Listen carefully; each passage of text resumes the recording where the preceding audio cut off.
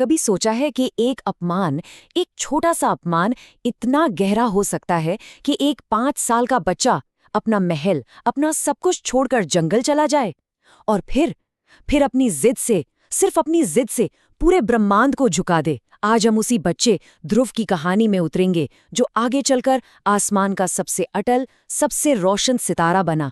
ध्रुव तारा। ये कहानी सिर्फ भक्ति की नहीं, ये कहानी है क्रोध की और एक ऐसे भाग्य की जो सितारों में लिखा गया। तो सवाल यही है, आखिर कैसे एक राजकुमार का तिरस्कार एक अमर तारे की कहानी बन गया?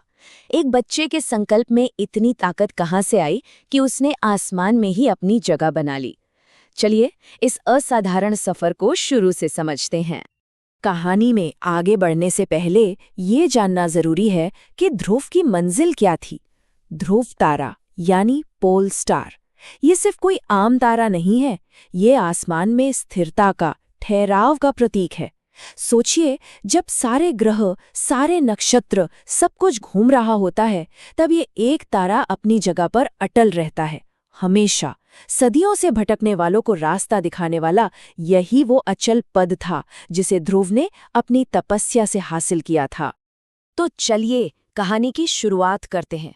और ये कहानी किसी राजमहल के ऐशो आराम से नहीं, बल्कि एक बच्चे के दिल टूटने और उसके आंसुओं से शुरू होती है।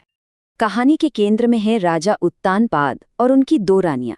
एक तरफ थी ध्रुव की माँ सुनीति, शांत, धर्मपरायण, लेकिन राजा की नजरों से हमेशा दूर, उपेक्षित। और दूसरी तरफ थी सुरुचि, राजा की चहेती रानी, जितनी सुंदर उतनी ही घमंडी। बस इसी बटे हुए परिवार से उस चिंगारी का जन्म हुआ जो आगे चलकर आग बनने वाली थी। और फिर वो दिन आ ही गया।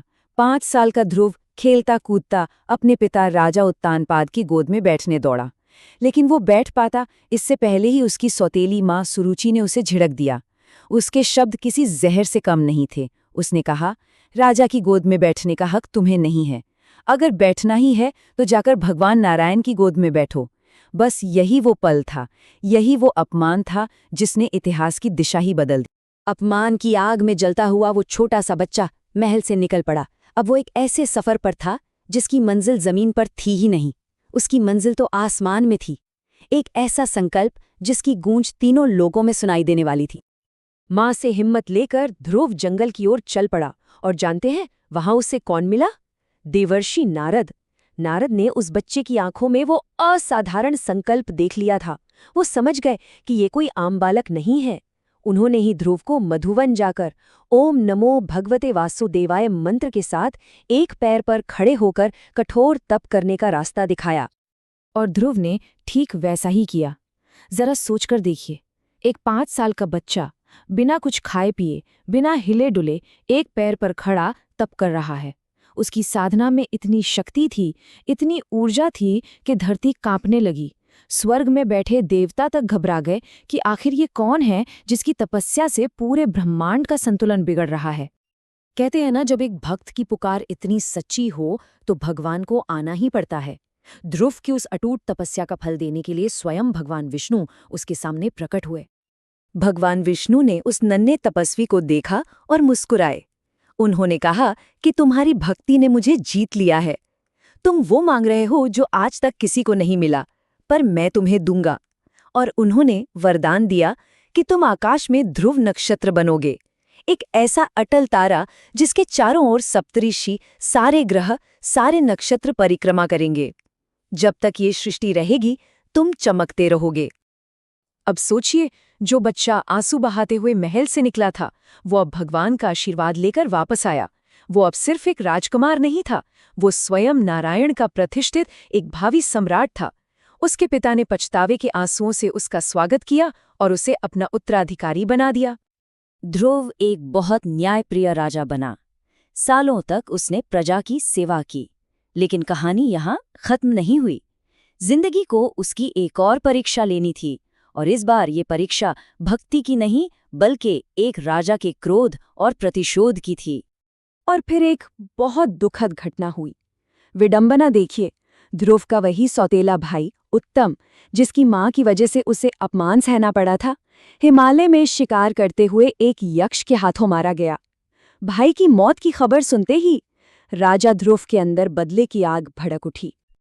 अपने भाई की मौत का बदला लेने के लिए राजा ध्रुव ने अपनी पूरी सेना के साथ यक्षों की नगरी अलकापुरी पर हमला कर दिया। उनके सामने कोई छोटी मोटी सेना नहीं थी, बल्कि 1,30,000 मायावी यक्ष योद्धा थे। ये एक भयंकर और विनाशकारी युद्ध की शुरुआत थी। यक्षों ने अपनी मायावी शक्तियों से युद्ध के मैदान को जैसे नर्क बना दिया। आसमान से लोहे के गदाओं की बारिश होने लगी, जहरीले सांप और डरावने भूतों के भ्रमजाल फैल गए। देखते ही देखते चारों तरफ ऐसा घना अंधेरा छा गया कि कुछ भी देख पाना नामुमकिन था। ये युद्ध शस्त्रों से कम और माया से ज्यादा लड़ा जा रहा था। ध्रुव का क्रोध अब एक प्रलय बन चुका था।